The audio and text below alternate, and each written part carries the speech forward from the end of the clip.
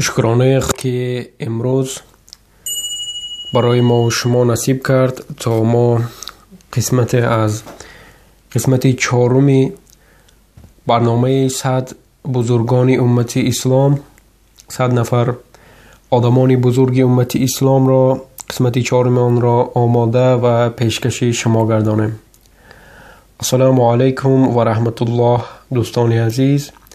و اینک در قسمت نوبتی ما از حیات عمر ابن الخطاب رضی الله عنه همراه شما کوتاهانه صحبت خواهیم کرد. حضرت عمر تقریبا سالهای 585 به دنیا آمدند. پدری حضرت الخطاب ابن نفیل بود.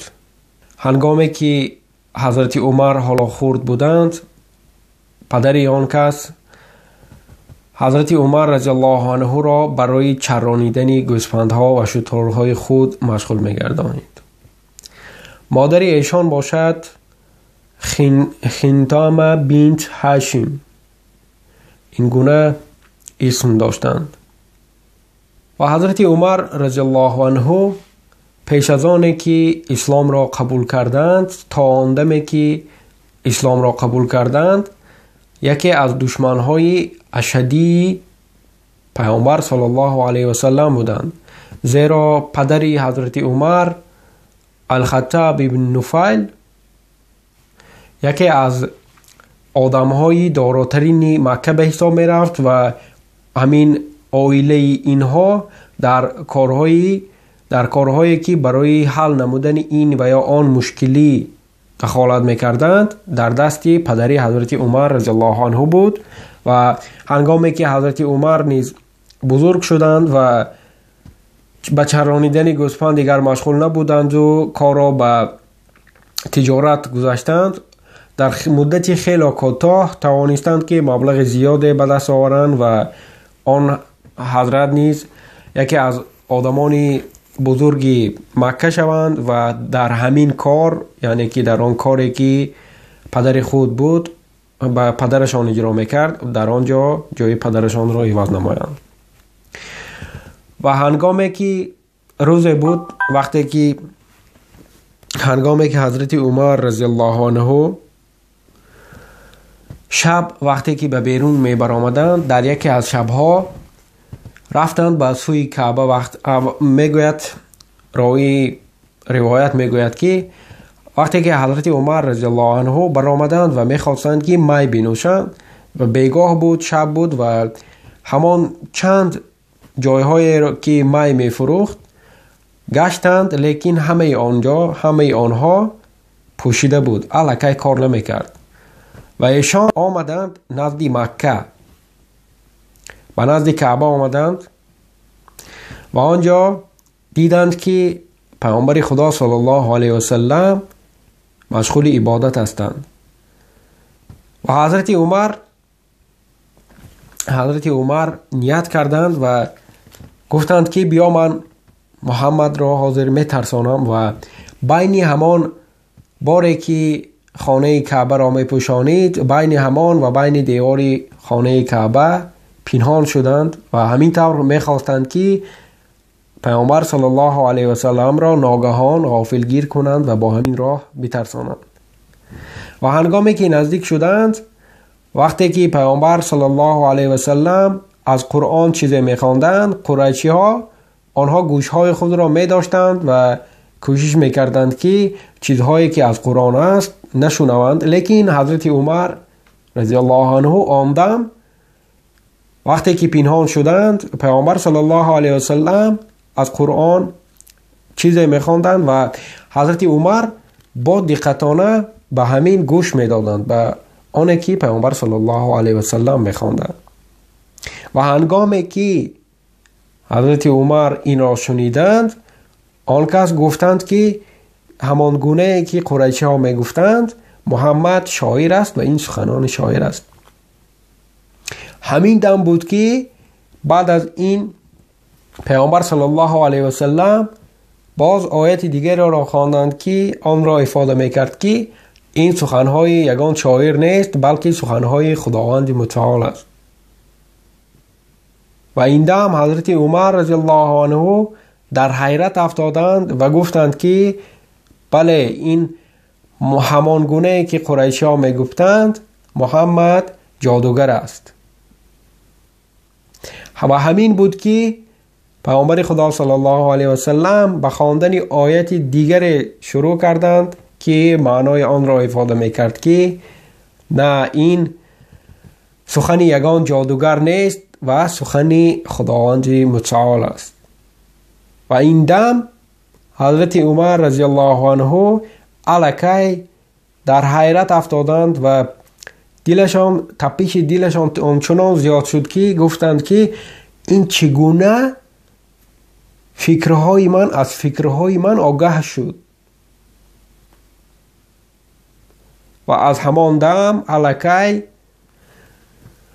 در دل حضرت عمر رضی الله عنه شبهه ها پیدا شد و از همان دم الکی خداوند متعال در دل حضرت عمر رضی الله عنه اسلام را جای میداد. و هنگامی که حضرت عمر رضی الله عنه یک روزی که وقتی که دشمنان پیامبر صلی الله علیه و سلم جمع شدند و آنها الکی میخواستند که کسی را انتخاب کنند تا برود و محمد صلی الله علیه و سلم را بکشد و عمر رضی الله عنه آن دم راضی شدند و شمشیر خود را گرفته به سوی خانه محمد صلی الله علیه و سلم روانه شدند و در راه یکی از صحابه ها با حضرت عمر رضی الله عنه واخورد و به حضرت عمر از حضرت عمر پرسان شد که اینقدر سراسیمه‌وار به کجا می روی؟ و هنگامی که حضرت عمر رضی الله عنه مقصد خود را به او فهمانیدند وی بگفت که اگر این طور هست تو اول برای خواهر خودت عائله خواهر خودت را نگاه کن که آنها به درستی که آنها اسلام را قبول کردند. پس از شنیدن این خبر حضرت عمر رضی الله عنه راه به سوی خانه خواهر خود میگیرند و هنگامی که به خانه آنها نزدیک میشوند از درون صدای را میشنوند و پس از به خانه در آمدن سوال کرده میپرسند که این چی صداهای بود که من میشنیدم. پس آن خواهر حضرت عمر رضی الله عنه میگویند که نه این صدای چیزی نبود، ما تنها با هم گپ میزدیم، لیکن در اصل آنها آیات ها از قرآن کریم را میخواندند و هنگامی در آمدن حضرت عمر رضی الله عنه آن آیه ها را که نوشته شده بود و آن را میخواندند پنهان کردند. و حضرت عمر رضی الله عنه وقتی که این سخنان را شنیدند در غضب آمدند و دست بالای خواهر خود کردند و گفتند که من شنیدم که شما اسلام را قبول کردید، آیا همین راست است؟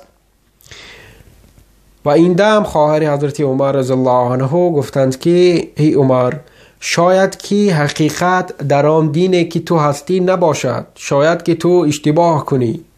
و از این سخنان باز غضب حضرت عمر رضی الله عنه باز هم بسیارتر شد و دست به خواهر خود برداشتند و هنگامی که خواهرشان افتید و دیدند که با این قدر رویهای خونین و شکنجه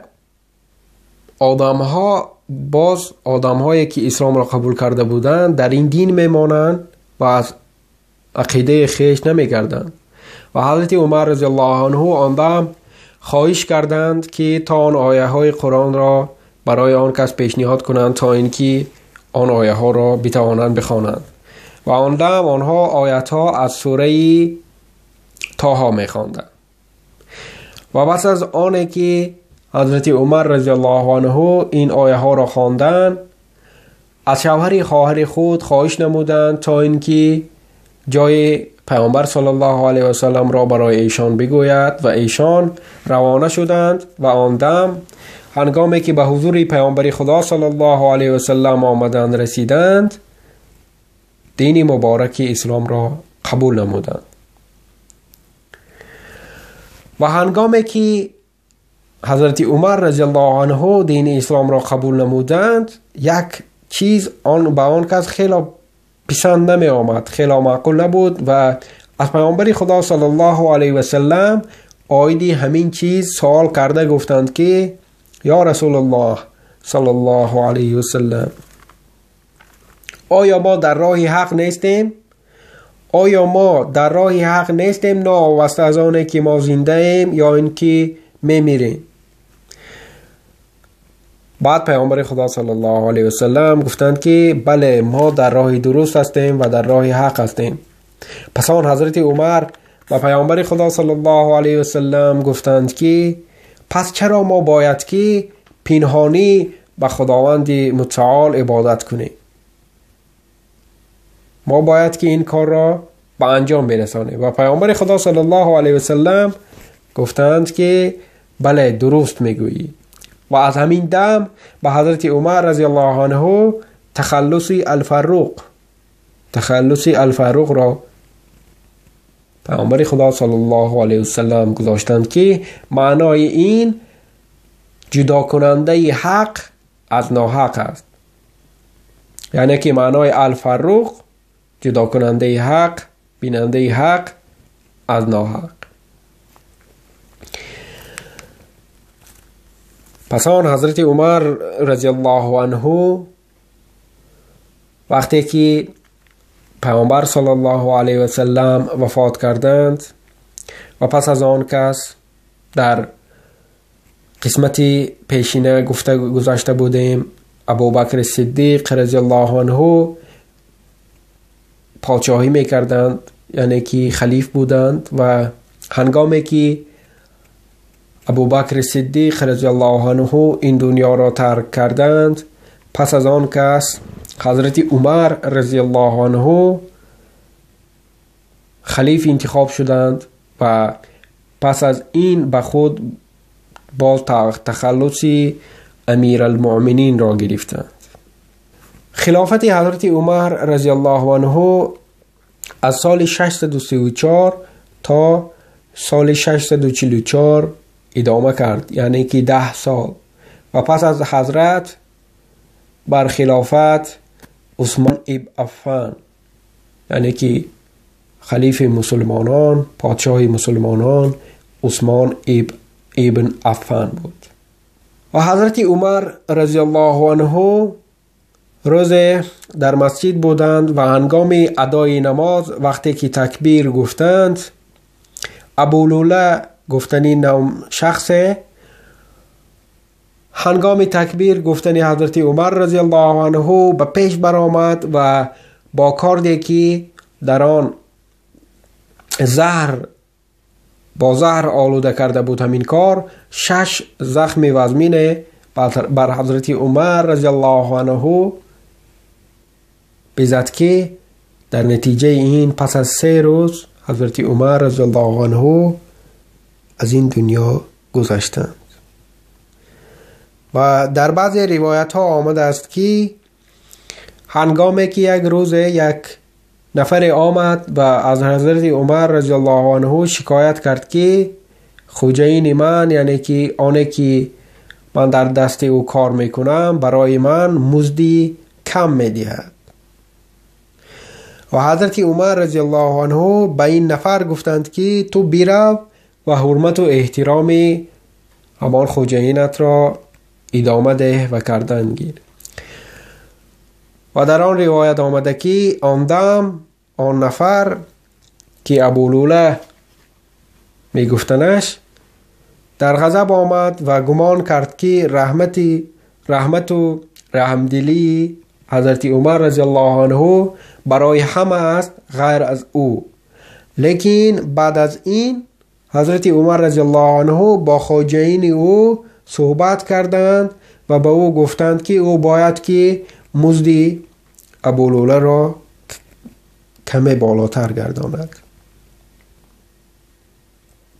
یعنی که حضرت عمر رضی الله عنه در حل نمودن یگان مشکلی با هر دو طرف صحبت می کردند. و در روایت دیگر آمده که کشتار حضرت عمر رضی الله عنه وابستگی داشت به غلبه کردن آنها بر مردم فارس. و هنگامی که حضرت عمر رضی الله عنه در بستر خواب بودند، فرزند خود را دعوت نمودند و از او خواهش نمودند که بره و از مادر مؤمنان عایشه خواهش مرا برسان و بگو که پدر من دیگر خلیف نیست، دیگر امیر مؤمنان نیست و از تو خواهش میکند که تا در نزد دو دوستش، دو رفیقش پس از دنیا گذشتن گرانیده شود. و فرزند حضرت عمر رضی الله عنه می رود نزد مادر مؤمنان عایشه رضی الله عنه. از آن کس خواهش پدر را می کند و آن کس می گویند که من راضی هستم، راضیگی خود را می دهم. و پس از آنی که بر می گردد و به پدری خود نقل می کند، حضرت عمر رضی الله عنه باز از همه آنهایی که آنجا حضور داشتند خواهش می کند که هنگامی که من وفات کردم، از دنیا گذشتم، شما باری دیگر بروید نزد عایشه رضی الله عنه و از او خواهش کنید که تا مرا نزد دو رفیقم ابوبکر صدیق و پیامبر خدا صلی الله علیه و سلم بگورانیم. و هنگامی که عایشه رضی الله عنه اگر اجازه دادند مرا آنجا بگورانید، اگر اجازه ندادند مرا در همان جا بگورانید که مسلمانان گرانیده میشن. دوستان عزیز، این بود کم معلومات درباره حیات و فعالیت عمر رضی الله عنه. انشاءالله با خواست خداوند اگر فرصت برایمان عطا شد در برنامه‌های آینده باز از دیگر انسان‌های بزرگ امت اسلام صحبت خواهیم کرد و برای شما یادآور می‌شویم که در این برنامه ما از پیامبران خدا صلی الله علیه و سلم یادآور نمی‌شویم و برنامه ما در دایره همین برنامه 100 نفر بزرگان امت اسلام ما همان آدم‌های را انتخاب می‌کنیم که آنها پیامبر نبودند، یعنی که پس از پیامبر خدا صلی الله علیه و سلم آمدند، زیرا پیامبران خدا آنها به این هم بزرگ هستند و از آدمان بزرگ به حساب می روند که همه ما این را می دانیم. دوستان عزیز، به شبکه ما آبونه شوید و دیگر موضوعهایی که در دایره دیگر موضوعها هست در شبکه ما با نام برادر مسلم در یوتیوب پیگیری نمایید. خداوند نگهبان هر یک شما. السلام علیکم و رحمت الله و برکاته.